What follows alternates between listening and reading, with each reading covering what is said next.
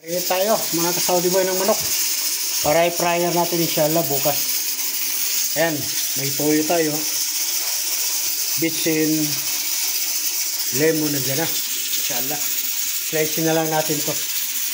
Slice na, mamarinate natin yan, titimplahan natin ulit inshallah.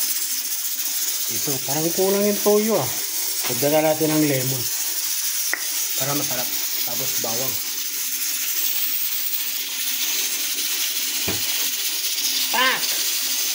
Guys na. Lagyan natin dito. Sa may toyo. Yan. Lagyan natin ng luya. Yan. Subukan natin kung anong lasa ba kung may luya. Try lang. Yan. Lagyan natin yung bawang nito. Coriander bawang. Para walang wakwak. Yan. Ilalagyan na natin yung manok. Alright. Buwas na natin yung toyo natin. Yung pinag-marinate natin. Yan.